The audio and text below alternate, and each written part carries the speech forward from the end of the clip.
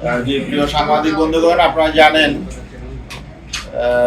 2024 সালের 5ই আগস্টে অভ্যুত্থান পরবর্তী বাংলাদেশে যখন ফেসিবাদ মুক্ত পরিবেশে নতুন পরিস্থিতি তৈরি হলো, মানুষের মধ্যে নতুন দেশ গড়ার জন্য যে স্বপ্ন তৈরি হয়েছিল, সেই স্বপ্ন বাস্তবায়নের জন্য ইসলামী আন্দোলন বাংলাদেশের মতো আমির পীর সাহেব চরমোনাই বাংলাদেশের সকল ইসলামপন্থী শক্তিকে ঐক্যবদ্ধ করার জন্য উদ্যোগ গ্রহণ করেন।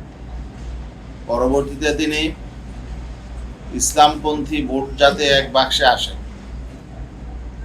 প্রত্যেক আসনে যাতে ইসলামপন্থীদের একজন ক্যান্ডিডেট থাকে, সেই জন্য এক বাক্স পলিসি ঘোষণা করলেন।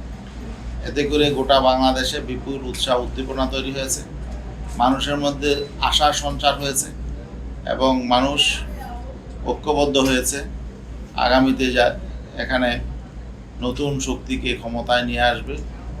এই জন্যে মানুষ একটা আশ্রয় খুঁজে পেয়েছে। তো যাই হোক, আমরা ভেবেছিলাম যে এই ঐক্যবদ্ধ শক্তির একক ক্যান্ডিডেট মনোনয়নপত্র প্রত্যাহারের আগেই আমরা হয়তো ঘোষণা করতে পারব, কিন্তু দুর্ভাগ্যজনক বাস্তবতা হলো 29শে ডিসেম্বর যেদিন মনোনয়নপত্র সাবমিটের শেষ দিন, সেদিন পর্যন্ত আমরা আসলে এই একক ক্যান্ডিডেট আমরা নির্ধারণ করতে পারি নাই। যে কারণে আমরা যে কয়েকটা দল ঐক্যবদ্ধভাবে পথ চলছিলাম, আমরা বিভিন্ন দাবি নিয়ে আন্দোলন করেছিলাম, বিভাগীয় সমাবেশ করেছিলাম, লেভেল প্লেইং ফিল্ডের বিষয় নিয়ে মানুষের কাছে গিয়েছিলাম এই দাবি নিয়ে। এই দলগুলো ভিন্ন ভিন্নভাবে মনোনয়নপত্র সাবমিট করেছে এবং কিছু কিছু দল আমরা দেখেছি তারা হয়তো নিজেদের মধ্যে সমঝোতার ভিত্তিতে পরস্পরকে ছাড় দিয়ে সেখানে মনোনয়নপত্র দাখিল করে নাই। কিন্তু আমরা দেখলাম যে কোনো দলই ইসলামী আন্দোলনের কোনো আসনে বা ইসলামী আন্দোলনের গুরুত্বপূর্ণ কোনো ক্যান্ডিডেটের আসনে ছাড় দেয় নাই। তো যাই হোক, এটা আসলে যেহেতু এককভাবে সিদ্ধান্ত হয় নাই, চূড়ান্ত প্রার্থী তালিকা ঠিক হয় নাই, এই জন্য বিষয়টা আমরা স্বাভাবিকভাবেই নিয়েছিলাম এবং আমরা ভেবেছিলাম যে সবাই মনোনয়নপত্র সাবমিট করেছে, প্রত্যাহারের আগে হয়তো আমরা সব ঠিক করে ফেলতে পারবো। কিন্তু গতকাল পর্যন্ত আমরা সেটা পারি নাই।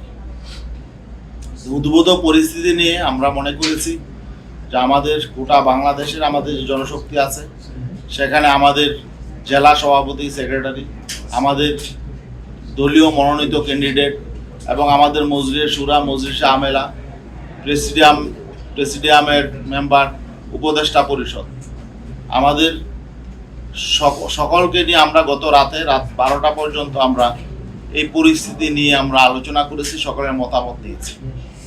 আর মাঠের অবস্থা কি, কোথায় কি অবস্থা, সেই বিষয়গুলো নিয়ে আমরা তথ্য নিয়েছি, ক্যান্ডিডেটদের কথা আমরা শুনেছি, মজলিসে শুরার মেম্বারদের মতামত আমরা শুনেছি, উপদেষ্টাদের কথা আমরা শুনেছি এবং সেখানে প্রায় 6-7 ঘন্টা ব্যাপী আমাদের দীর্ঘ আলোচনা হয়েছে।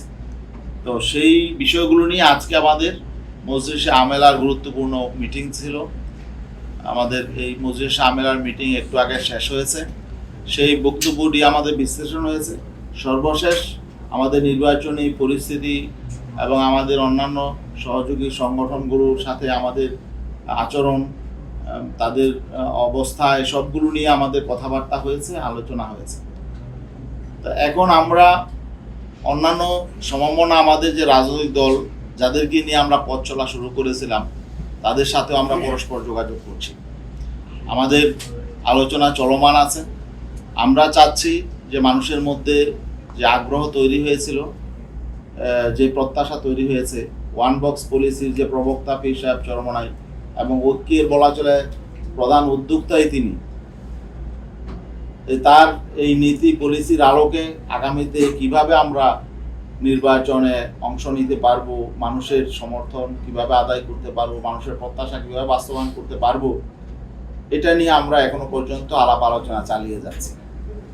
তা আমরা আশা করি আপনাদেরকে আনুষ্ঠানিকভাবে 2-1 দিনের মধ্যেই আমরা চূড়ান্ত কিছু ঘোষণা করতে পারবো।